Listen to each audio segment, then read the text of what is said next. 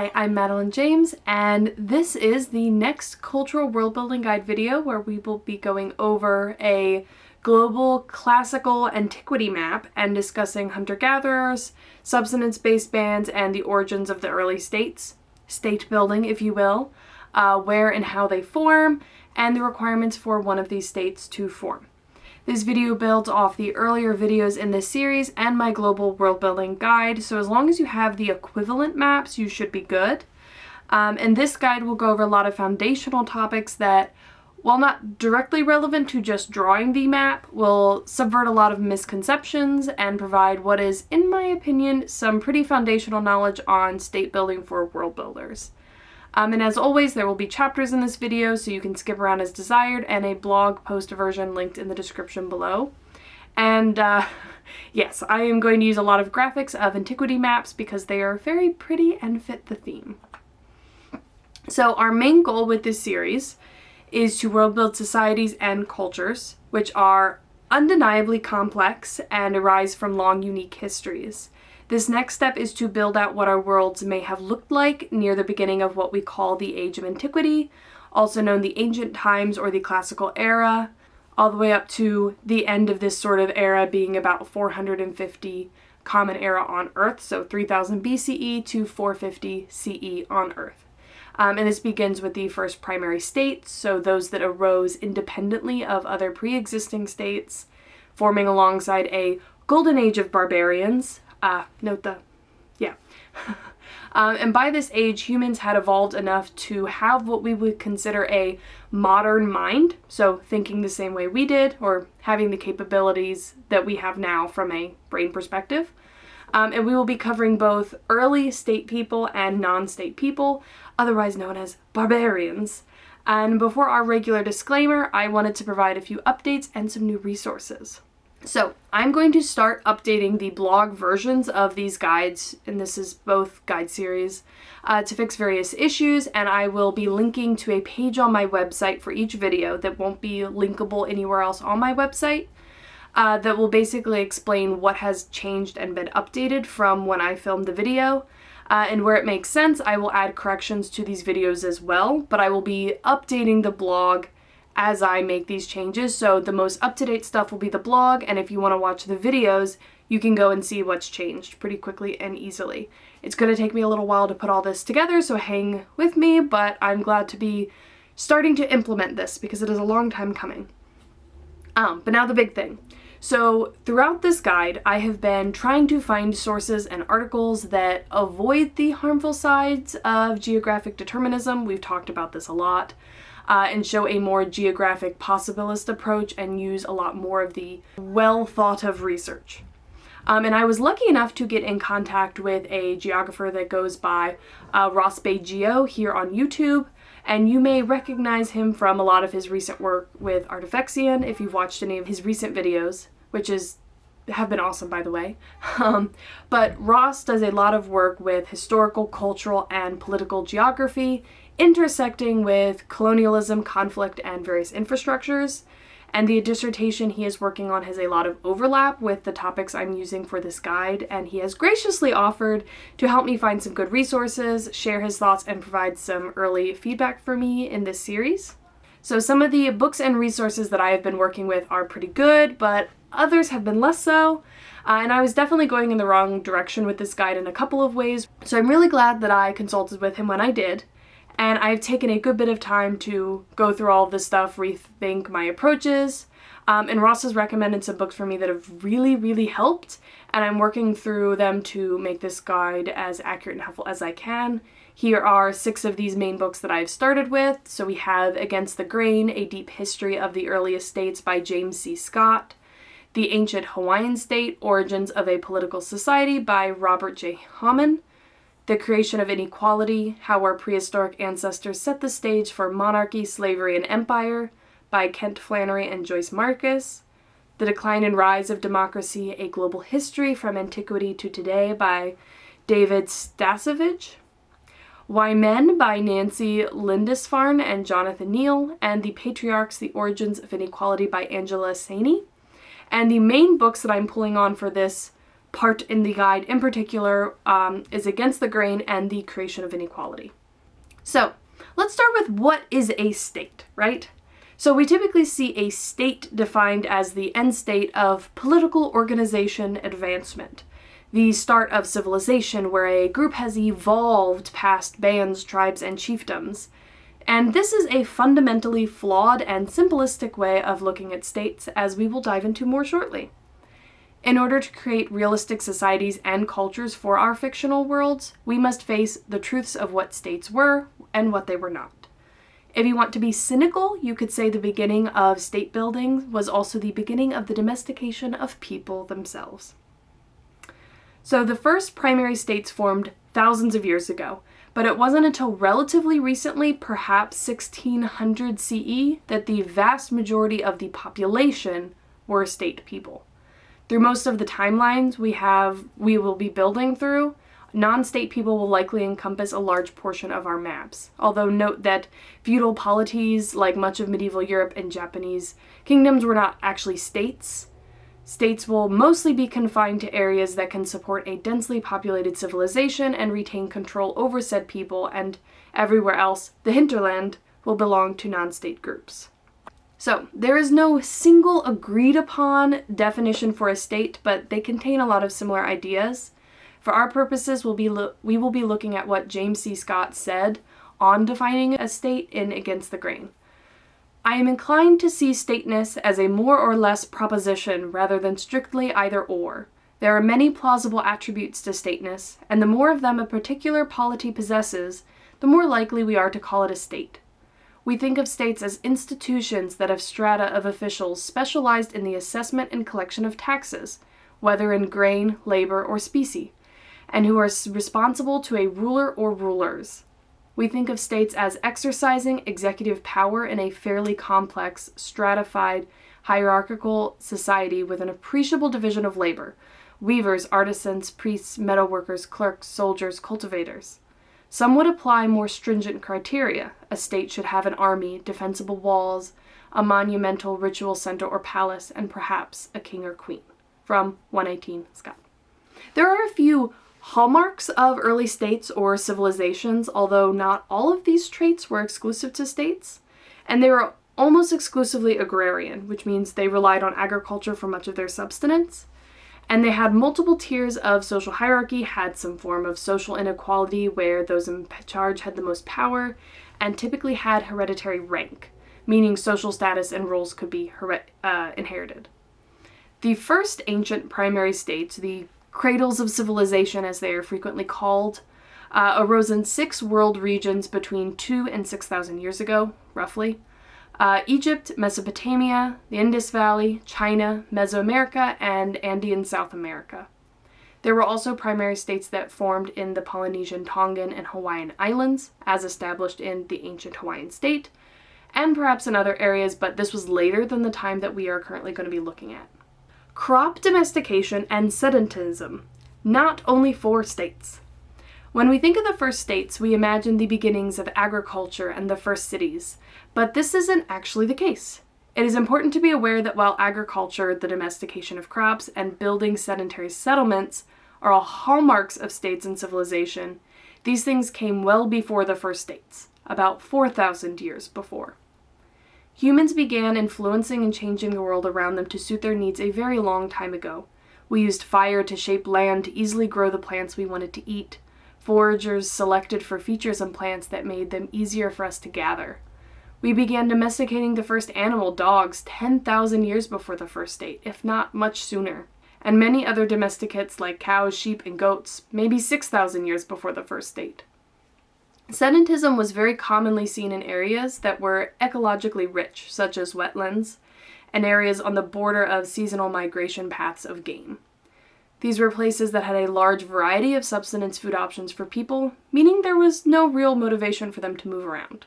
Please also note that sedentism should not be considered a stage that a group progressed to. Few groups were exclusively sedentary or nomadic in early history. They were very flexible and adapted to what the climate, environment, and other factors required to provide the easiest and most stable lives. Some groups were partially sedentary, staying in one place for harvesting and then moving on to another area. In areas with more than enough food and variety to sustain them, subsistence groups usually became more sedentary. When these areas dried up or otherwise became less productive, groups would then become more migratory or nomadic again. So going forward, remember that non-state people had domesticated animals, agriculture, settled villages, and in some cases even cities. Further, they were the ones that developed many of the harvesting and production tools used by the first agrarian states. Their knowledge of the natural world was broad and advanced. So, let's talk about subsistence barbarians. Subsistence groups are those that gather or produce just enough food to feed themselves and their families. They don't have to produce extra to pay taxes or support non-farmers.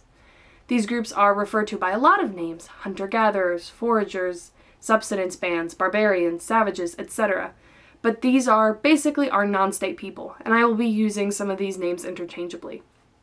Subsistence groups can be sedentary, migratory, nomadic, a combination of these, or they can move fluidly between them as needed.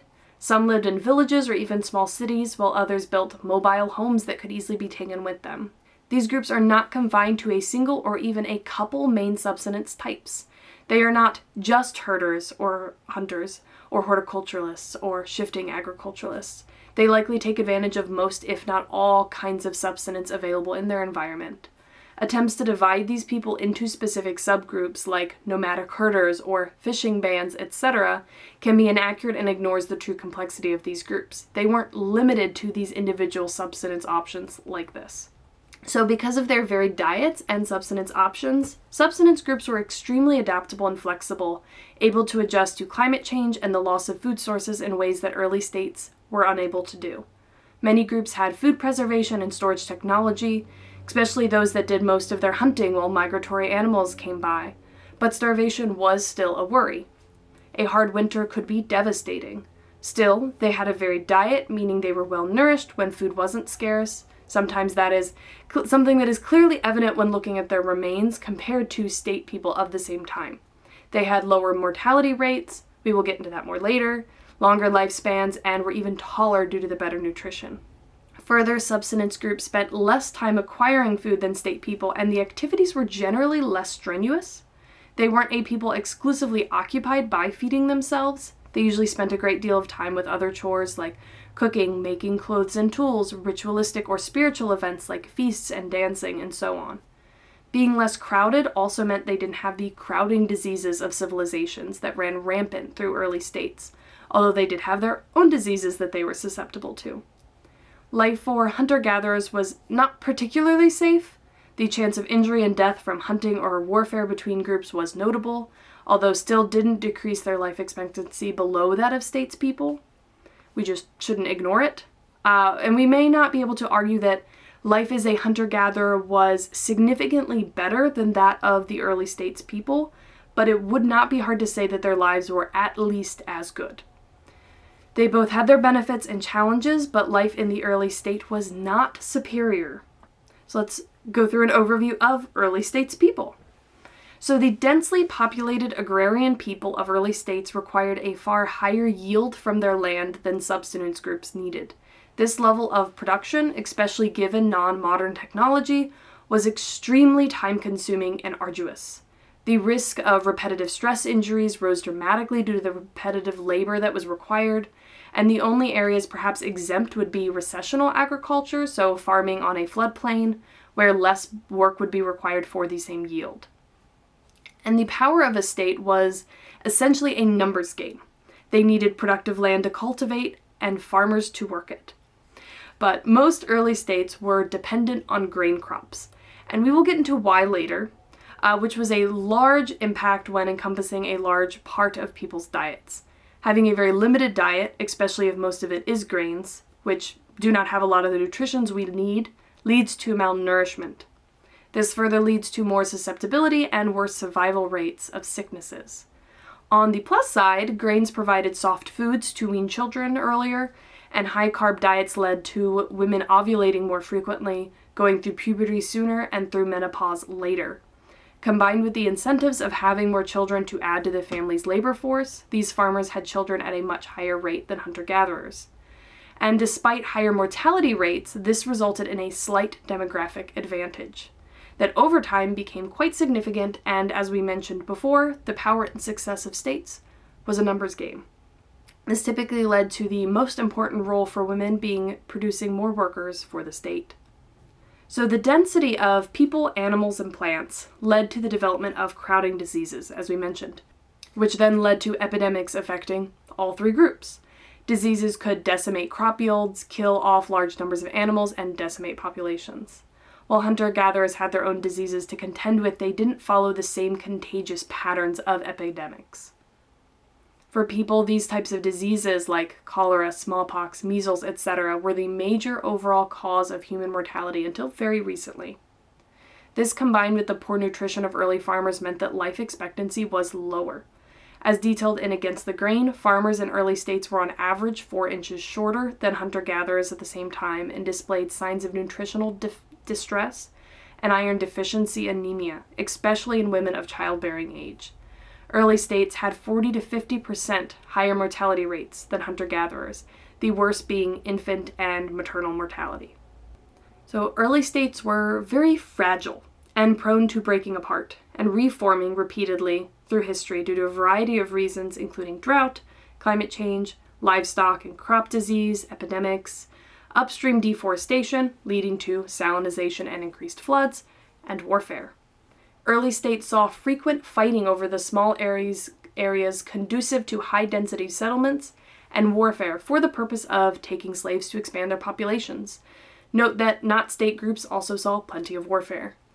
The harshness of life for non-elites through taxation and various forms of coercion and slavery also led to uprisings, revolts, and the people fleeing to the hinterlands for a better life.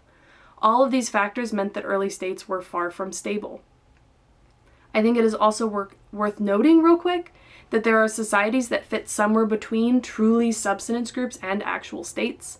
A group could, for example, produce and store a surplus of food but not actually be considered a state due to a lack of centralized government or sufficient stratification, for example. One example of this would be feudal societies that were not actually typically states, such as feudal Japan. You can have a polity, a society with an organized government and identity that is not a state. Remember that. So, there are many explanations for why states formed. There were certainly benefits, but some go as far as to argue that it is a natural application of human nature. The creation of inequality thoroughly explores the growth and development of various stages of social organization and provides a foundation for why these changes occur. They establish the natural tendency of animals to develop hierarchies, which serves as the basis for inequality in state building, going back to how chimpanzees have strong degrees of social inequality and a dominance hierarchy. The creation of inequality also attributes the strengths of Homo sapiens in social networking and the building of alliances, something that can be seen across many early foraging groups. A common explanation for the increases in coercion and inequality that come with more complex societal structures is the hard times hypothesis. This theory states that when a group experiences difficulty, such as overpopulation, starvation, natural disasters, there follows an escalation of coercive measures to control the population and an increase in the authority of the leaders to impose such measures. This is explored further in both the creation of inequality and Against the Grain. These early kingdoms did not historically arise from the slow growth of individual chiefdoms. They were forged in blood and warfare. The transition from chiefdoms to kingdoms typically occurred over generations as aggressive leaders conquered neighboring chiefdoms, eventually forming kingdoms. The same later applies to empires, which were the result of kingdoms taking over other kingdoms. Once you have a kingdom, this encourages the creation of other kingdoms in the area out of necessity. These secondary kingdoms could be chiefdoms joining together to defend themselves, joining together to usurp the initial kingdom, or just the result of chiefdoms emulating their neighbors. The creation of inequality explores the formation of a number of kingdoms, comparing this process if you would like to look more into this. So we've discussed the fragility of early states. The first generation of kingdoms and empires will eventually dissolve and a new generation will form. Each consecutive generation will build off the previous one's traditions, strategies, and institutions. And while the first generations around the world tend to be very similar, there seem to be few ways initial kingdoms can form, Once they exist, later generations become more and more diverse. So agriculture, coercion, taxation, and a centralized government.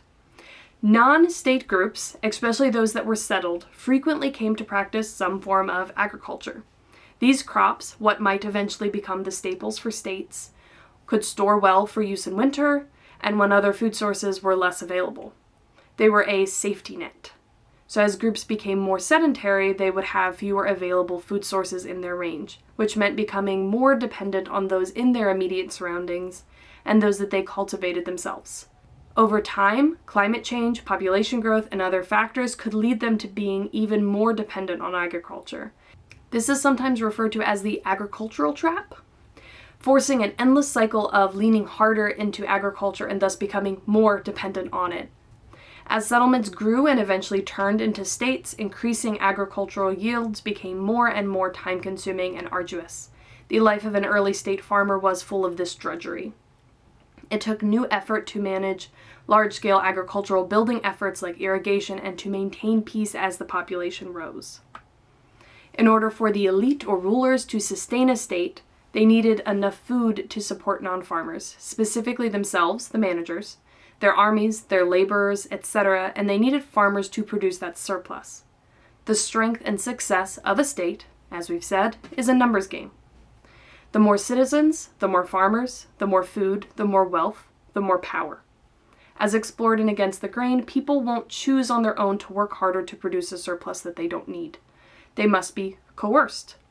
And the harder you force people to work and the more you control them or overthrow the elites and get rid of the state for a while, or take their place, the harder it's going to be, creating a need for a game of balance. It was suggested that it was unlikely to have states form anywhere people were not trapped by desert, mountains, or other dangers beyond the border. So controlling their population and keeping them within the state is one of the most important tasks for the elites of a state. Propaganda and the building of walls are an important part of this, but some form of coercion is required. They must coerce people to stay within the state, to produce a surplus to support non-farmers, and to produce more people at as fast a rate as possible. The non-elites in these early states, and most states throughout history, were not free. Debt slavery was particularly common. So, the main ways the elite or rulers can support themselves and other non-farmers is through taxation, mainly taxable crops and corvée labor. Corvée labor is a type of taxation where citizens are required to provide unpaid labor for public works, and was used to some extent in many earlier states, especially those that did not have good taxable crops, such as with the Incans and other early Andean states. In our history, the primary states of antiquity were all based on taxable grain crops, although that isn't a hard and fast rule for fictional worlds. Grains, namely rice, wheat, barley, and maize, are particularly suited for dense populations, tax assessments, surveys, storage, and rationing. In order to have an ideal crop for taxation, you need something that can be productive enough to support large populations, be surveyable by signaling ripeness above ground, have a predictable harvest for tax collection, be easy to store, transport, and ration back out. Rice is the best for this purpose, with other primary grain crops of the early states following close behind. Though through the evolution caused by the cultivation of foragers, other crops could theoretically have evolved into suitable crops for taxation, such as quinoa, legumes, nuts, etc., although some crops would have been the least suitable, like tubers, which grow underground and do not need to be harvested right away, instead being fine to stay underground until needed. A suitable system of taxation, whichever method you go with, is an important requirement for states. Another condition of the early state was a centralized government, which meant the speed of communication and travel was critical. If your armies can't reach an area, you can't maintain control. Trade was also very important for a civilization to get all the resources it needed. For this reason, states needed navigable rivers or coastal waters nearby. Rivers were also a good source of fresh water and useful for irrigation. So now let's talk about the actual prevalence of states and their non-state twins, sometimes referred to in books as the dark twin of civilization. So another misconception I've come across is this idea that once states begin forming, they will inevitably expand across the world, replacing non-state subsistence groups as they go. I found it surprising to learn that for most of history, since the first states formed, states were the minority. It was only 400 years ago that a third of Earth was still populated by non-state peoples. And keep in mind that, again, state peoples were significantly densely populated, so the non-state peoples were much more spread out, meaning the portion of the surface area of landmass that they controlled was significantly higher. Due to the combination of the fragility of early states and the restrictive conditions that they can manage to thrive in, much more of our fictional worlds may be populated by non-state people than we might expect. The relationship between states and non-state groups was also more complicated and intertwined than many would assume. States did not have military advantage over more mobile groups, not until maybe the gunpowder age was well underway. These non-state groups might raid their settled neighbors for easy food and resources, may demand tribute to not raid, may sell their services as mercenaries, or may act as traders between states and the world outside their lands. States were also fairly reliant on resources not found inside their borders, leaving a ripe opening for nomadic pastoral groups in particular to take advantage of. Once larger-scale trade networks grew, these groups evolved and adapted to control and capitalize on it. So as trade grew around the world, we saw these groups form as pairs: civilized agrarian states and barbarian nomadic pastoral traders. These relationships were volatile and varied. Some examples include the Jin dynasty and the Mongols, Caesar's Roman Republic and the Gaelic, Germanic, and Brittonic tribes, the Qing dynasty and the Ottomans, the Turkish Khaganate and the Tang, the Egyptians and the Sea People, and the city-states of Mesopotamia and the Amorites. Understanding these relationships for the benefits and the conflicts that they created provides a lot of potential for world-building societies and their histories with one another. So this leaves us with a rough list of conditions for the forming of early states, although not all early states would have to meet these, as long as the basic needs were met by some other aspect of world building.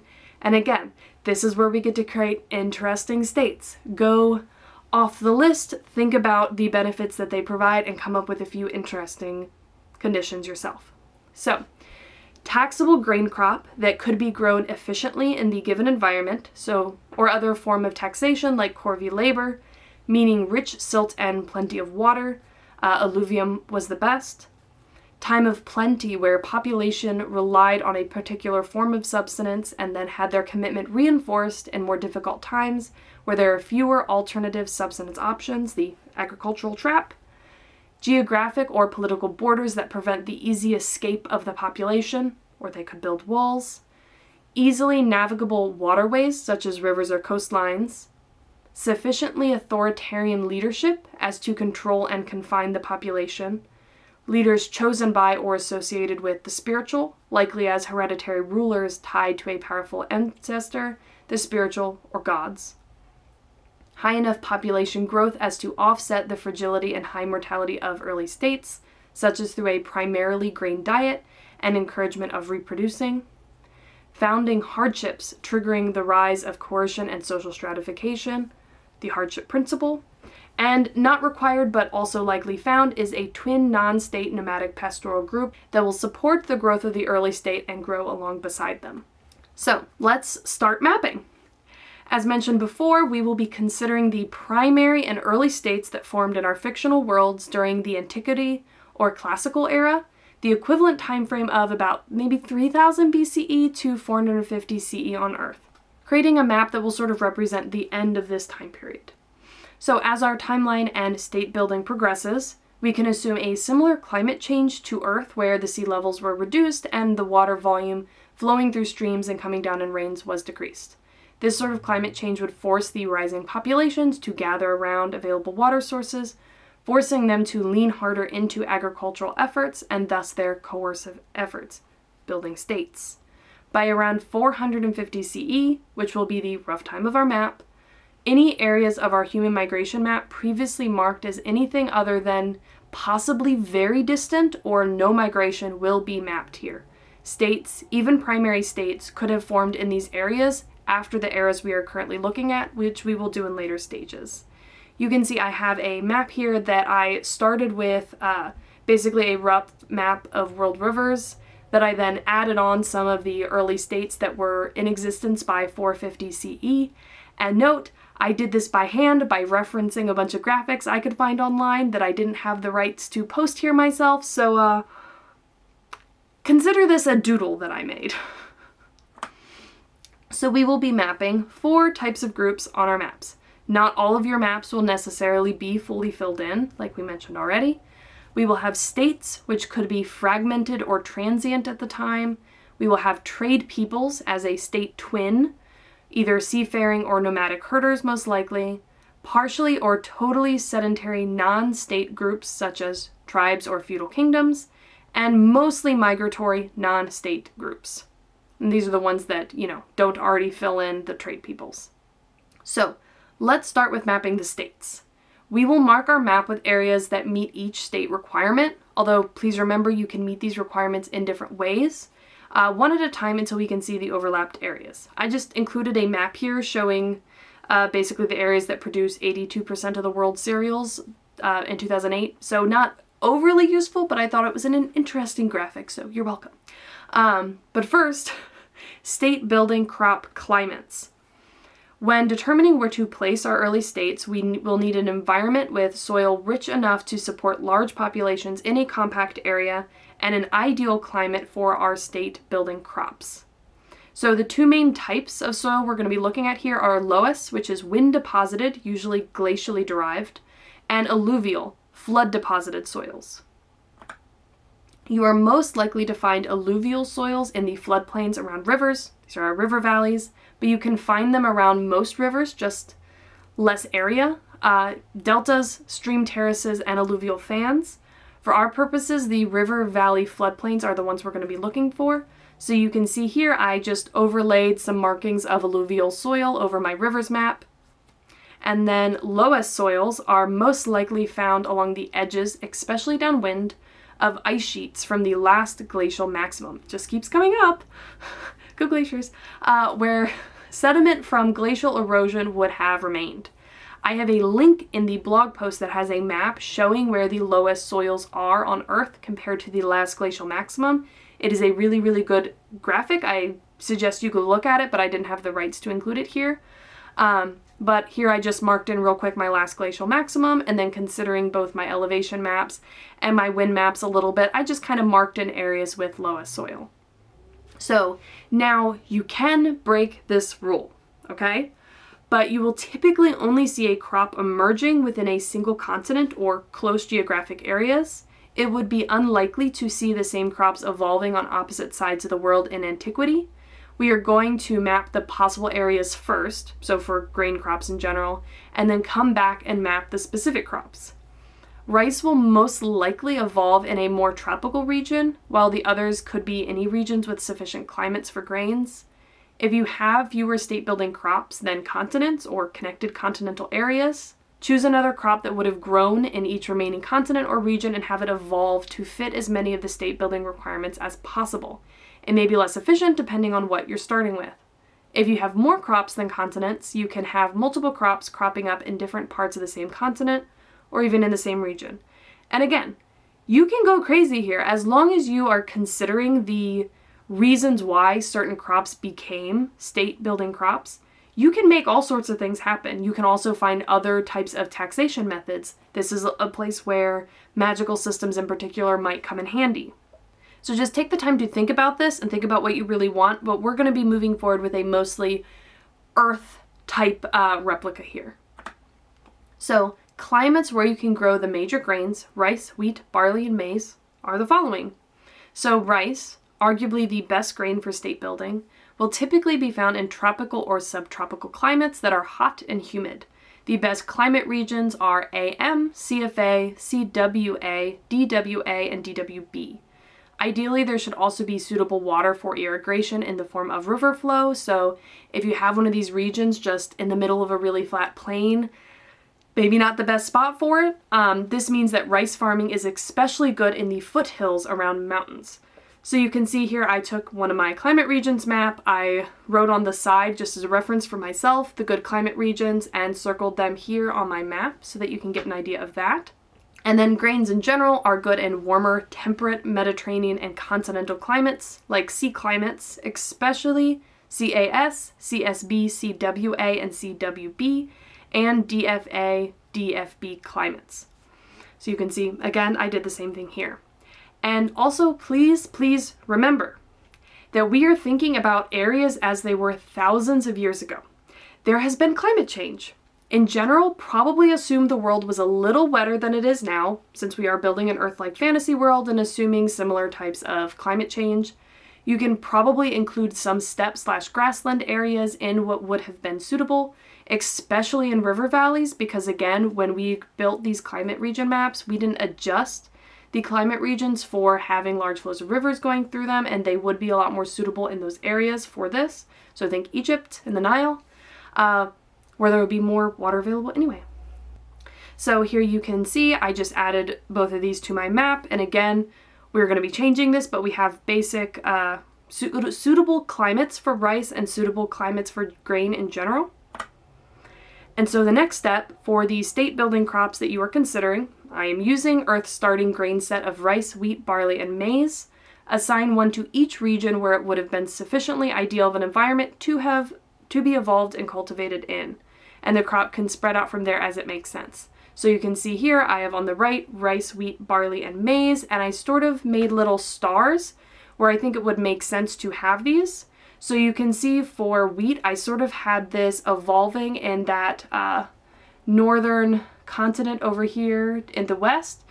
From there, it easily could be moved down here, and right here, this land is really close, and there is very early migration there, so very early trade routes. It makes complete sense that this wheat would have been brought over into this area up here. And then I have maize evolving on this continent that was mostly only migrated due to land bridges here. So in more recent eras, there's probably in antiquity little or no contact between this continent. Wow, I cannot talk today, I'm sorry. There would have been little to no transfer probably between this continent and the other ones, which is why I only have maize here and none of the other crops here as well.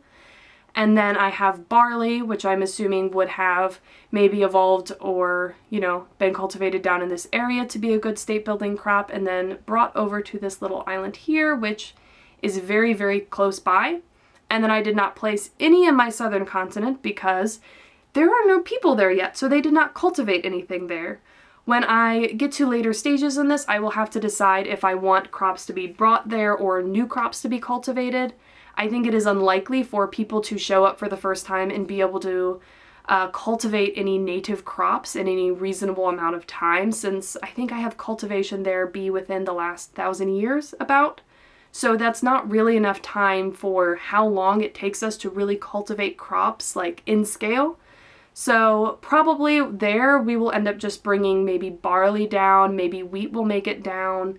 That's sort of a transfer, given that wheat would be accessible through here and through here once there are, people moving in that area. Yep. Okay, so here what I did is I just spread those initial starting points for the evolution of those state building crops out where it made sense. I lost some of the areas that were specifically for rice that I didn't have rice in, so I restricted those a little bit. I didn't put rice in some of the grain-only spots, although you'll notice the place where I have rice up here, I also have wheat moving through, so that was an easy place to kind of still fill in. So, find the areas that will have both suitable soil and climate, and I like to mark the different optimal soils with a pattern, so like stripes or dots, and the climates with rice optimal and other grain optimal colors. Another important note is that these places are starting points for state building grains, but that does not mean that the growing of those crops can't expand out of those areas or that states must be within those areas. And if you have another crop that can be grown productively enough but isn't perhaps great for taxation, you can rely more on corvée labor, but do check what environments those plants would grow in. And if you have developed fantasy crops to sustain a state, take into account the ideal growing conditions. So here you can see the overlap of climate for different crops and the types of soil that is available there.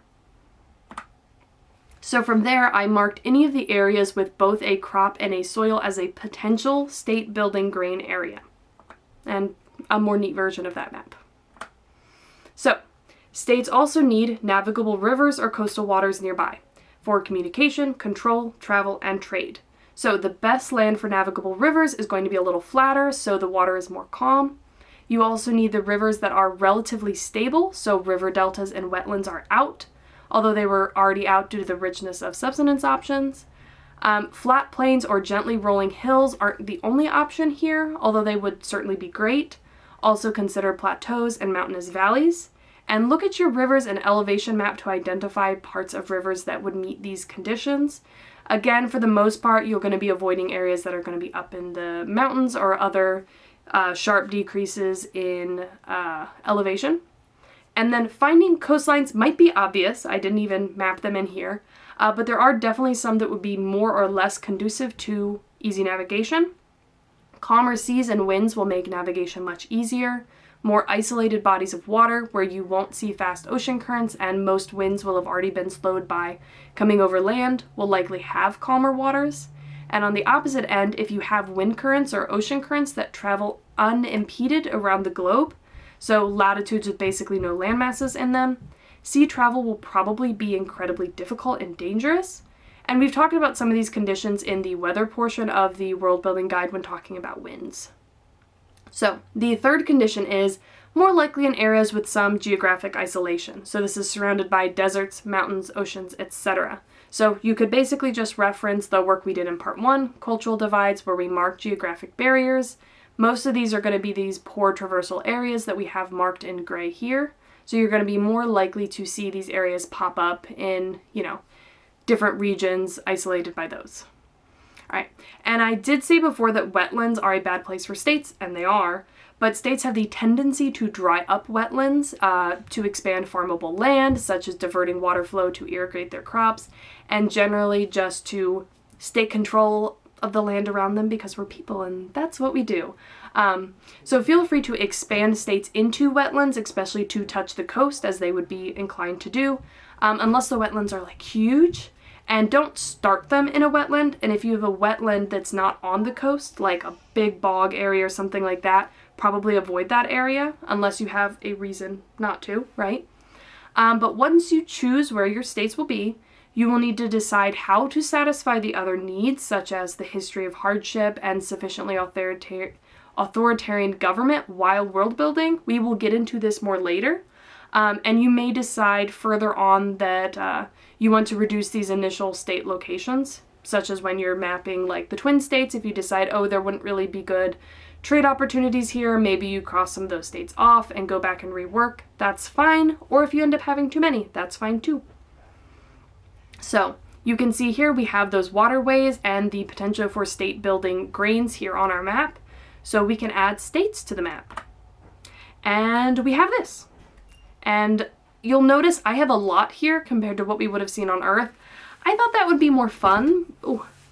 Mostly just because I wanted to. You probably would want to reduce it a little bit more than this. Or not. It's up to you. And then more neatly, our states. Moving on to mapping the traders. Everywhere that you have states mapped, you will want to add parallel or twin traders nearby. These are people that are nomadic travelers, likely seafarers, or nomadic herders in areas where there are subsistence options that are likely too low for large-scale settlements, but not exclusively. So nomadic herders would likely be found somewhere there are beasts of burden that can be used as pack animals. We mapped this out in the last part, but you can incorporate some migration of animals and people bringing them to new areas as they move around, and you can make note of that for your history as well. And then in arid or semi-arid regions such as, grassland, steppe, or desert or tundra biomes. So here's a look at our states over our biomes. And here's a look at our animals with some arrows to show where they might have been brought to easily in this period. And we do have those maps of what specific animals these were that were brought around, so that would be pretty relevant for cultural world building and world building in general later, as you consider what types of animals these places were, brought up to utilize. So seafarers would likely be found around less habitable land, such as rocky coasts and islands, areas with good fishing and upwelling, bodies of water that are more enclosed and surrounded by more land, so less likely along open ocean coasts, but you do you. And so if we add in our state twin traders, we get this. And you will see I have one spot here up in the central continent where I have a more seafaring state. The way I built my land masses here, I don't actually have a lot of optimal areas for this. I have nothing that's even similar to like the Mediterranean on this map, which shows a little bit of a lack of landform diversity here, but keep that in mind if you have those areas. So let's map in our non-state, mostly or entirely settled group. So there's a large diversity in societies that can fit into this group. You could see anything from individual tribal villages to large feudal kingdoms. For the most part, these will be areas that have sufficient biodiversity for subsistence groups to remain more settled or have fertile enough land for smaller scale agriculture. So consider the following areas. Areas that fit some of the state requirements, but not all. So here I basically circled all the areas where we didn't put states, but that had one or both of the waterways or state building grain potentials. And then productive areas for aquaculture, so such as wetlands, rainforests, river deltas, coasts, and islands. I went through and circled these here in gold. It's a little bit hard to see, but I think you get the idea. And then the intersectional zones between climatic regions or bioregions. So you can look at your climate or biomes maps.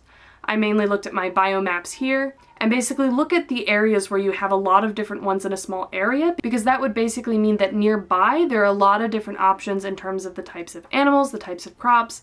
You're less likely to experience the same amounts of hardships there as a subsistence group, because remember, more options is better. So you can see, especially like in this area, we had a lot of options. There's a good bit over here. There's a good bit up in this region, down here. Anywhere you see those small clusters of quickly changing bioregions, focus there. And then that gives us these partially settled areas. So finally, our non-state, mostly migratory groups. And these are groups that, they're migratory, so they're likely to have moved around in order to attain enough food resources to sustain themselves. They may be frequently on the move within a large area. They may rotate between a few locations. They may bring their herds around good grazing land. They could follow migratory paths of animals they hunt, or any number of other options. And you are more likely to see them in the following areas. Anywhere with insufficient food sources, or, settlement. Arid or semi-arid regions such as grassland, steppe, desert, or tundra biomes, and mountainous regions. And now you are free to break any of these guidelines as you see fit. Just come up with a justification for how that group is surviving in the given environment. Basically what I did is anywhere that I had people, I just filled it in with migratory groups. Because something important to remember here is that states are going to be the most densely populated, followed by your settled groups, followed by your twins and your migratory populations. So even though I have this entire area marked as green, that does not mean that there would actively be migratory groups moving through that area much, if ever. So just keep that in mind. There's a lot of open space in here.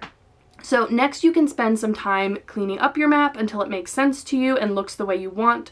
Break a few conventions, do something weird, document some of the background information for all of these classical states and societies, which we will be using probably 2 parts from now. So in the next few parts of this guide, we will be mapping out another era map, or a few, perhaps covering an equivalent of the early or Middle Ages, and this will focus on building up a history of conflict, expansion, empires, and more. And we will also have another video where we will detail the challenges that different societies would experience due to natural disasters, the environment, political conflict, etc. And we will be sort of breaking this into things that are intrinsic challenges of where they are living and the things that come from the histories that we will be building up as we do this process here. And we will be discussing the ways that societies might adapt to meet these challenges, trying to focus more on this is the problem and here are some examples of how it was solved, but not limiting societies to fitting those sorts of structures. So that is basically it for this part. If you have any questions or thoughts or problems that you run across, please let me know down below. I'm sure we'll be discussing this a lot in the Discord. And yeah, I'm honestly really proud of this one and the direction that this guide is going in now. And yeah, so thank you. Like, comment, subscribe, whatever. See you next time.